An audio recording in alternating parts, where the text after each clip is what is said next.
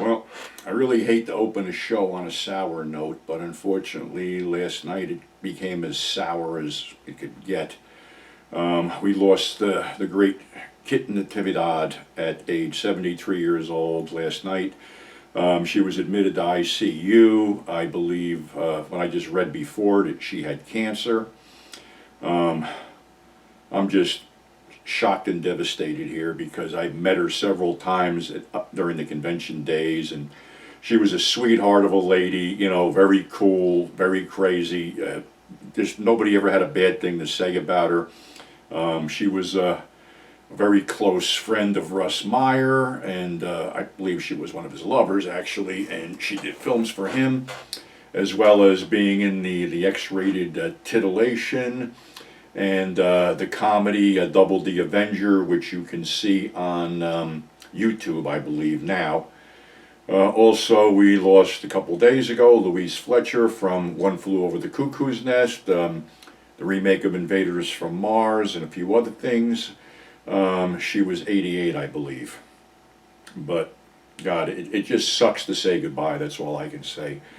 But, all right, get away from that for a bit. Let's talk about Tarzan. And I just heard the collective groan that what does Tarzan have to do with Grindhouse movies? Well, interestingly enough, if you saw the pre-code ones with Johnny Weissmuller, Tarzan the Ape Man and Tarzan Finds a Mate or whatever, those were pretty hardcore as far as violence and partial nudity and things like that, because Jane was wearing a two-piece outfit until the code came in, and then she was cut down to a one-piece outfit.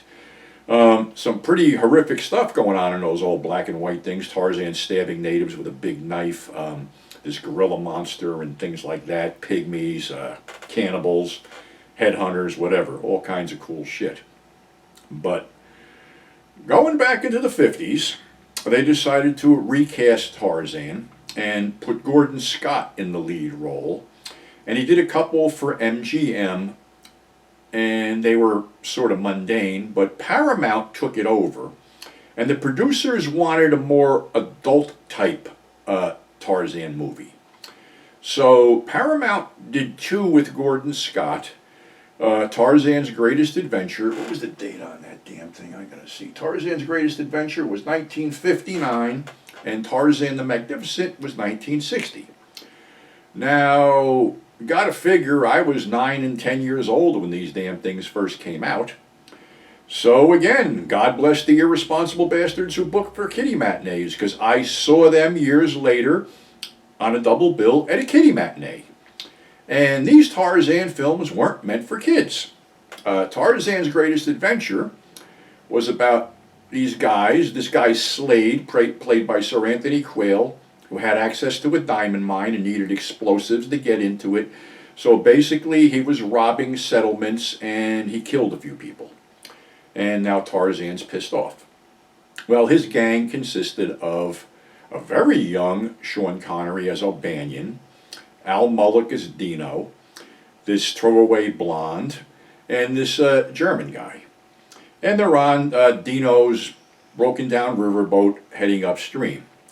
Well, there's a woman reporter in the camp, and Tarzan goes that he's going after Slade, and she's in this plane flying around, which develops engine trouble and crashes in crocodile-infested waters. Of course, you got the stock footage of the crocodiles over here. These two films may have been shot in Africa, but the stock footage is there. So she's in this plane, and cue the rubber croc to drift in, and then Tarzan dives off and stabs the shit out of the fucking croc, because it wouldn't be a Tarzan movie without Tarzan stabbing a croc. Blood shoots up to the surface, and Tarzan surfaces. He goes after these guys, which are pretty much fighting among themselves. Dino had just gotten out of jail and is being baited by O'Banion. Dino has a locket around his neck. Well, there's something where him and O'Banion aren't getting along, and O'Banion steals the locket and has basically Dino chasing him through the jungle.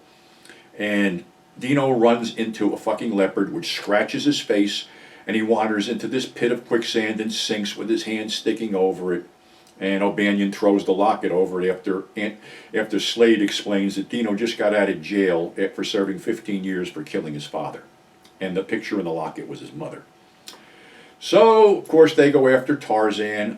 Tarzan shoots O'Banion in the gut with an arrow, but is wounded and is nursed back to health by this blonde who sneaks in and steals medication from the ship. In the interim, Slade has dug a pit and put stakes in it. So, after a while, this girl is running around trying to tell him that, this girl would rob the stuff off the boat, and she falls into the pit of stakes.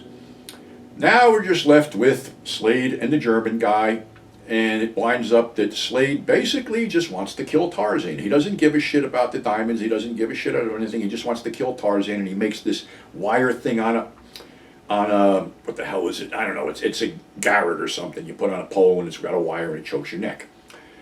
Well, the German guy figures if he don't want to live, fuck the diamonds, and he kicks Slade down the mine shaft. But the thing snags on something, and Slade pulls himself up, and then tosses the German down the hole. They have this huge fight, him and Tarzan, on this waterfall type thing, and Tarzan finally throws Slade over where he lands on the only rock in there and busts his back. It's a violent, vicious little film and definitely not meant for kids. And, as this blonde that's with Tarzan treks through the jungle, she keeps tearing parts of her outfit, revealing more and more skin. And there's a cut sort of love scene between her and Tarzan. It seems Tarzan isn't really interested in anything except Cheetah and killing Slade. So, and we segue into the next one, Tarzan the Magnificent, where the story was that the producers were so happy with the three bad guys in the first film that they wanted to recast them in the second film. Well, Sir Anthony Quayle got a part in Lawrence of Arabia. Sean Connery said he'd do it, but he had to audition for this secret agent film, which turned out to be Dr. No. So instead, they brought back Al Mullock. Jock Mahoney is one of the lead bad guys and of the Bannon clan, and John Carradine, playing a heavy, is the Abel Bannon, the patriarch of the Bannon clan, a bunch of fucking criminals that raid settlements, kill people, and do all kinds of other shit. Well, they killed a policeman, and there's a $5,000 reward on Coy Bannon, Jock Mahoney, and they're taking him in. But in the meantime, they're going to take him in on a riverboat, so Abel shoots the captain of the riverboat, gets all the passengers off the boat, and sets it on fire. Of course, they decide to trek through Tarzan, to bring Coy back to civilization. And there's all kinds of shit going on there, fights going through the swamp, more fake crocodiles and things. There's some inherent racism in there too, because the first mate on the boat is black, and they're going through the swamp, and a character played by what the hell was this guy's name? Lionel Jeffries sinks in the water, and black dude pulls him up and he yells, "Get your black hands off me!" And then inadvertently this guy takes a bullet meant for him. Very strange thing, but then again, this was like early '60s thing, so they were making a statement there. All the Bannons are wiped out except for the one played by Al Mullock, who was basically had it with Abel and basically tells him to fuck off, and he's going back, and Abel's screaming after him, "You'll never get through the swamp alive," and he goes, "I don't care." So there's another shootout, and Abel Bannon is killed by a ricochet, which hits him in the chest. There's a big fight between Tarzan and Coy Bannon, and it winds up that they bring everybody back and turn Coy in for the reward, and it's aside for the woman who plays Lionel Jeffries' wife in it, who sneaks off with Bannon, she gets eaten by a lion. So again, this was not meant for kids. This is pretty hardcore shit. Gordon Scott, after that, did not play Tarzan. He was replaced by Jock Mahoney in Tarzan Goes to India.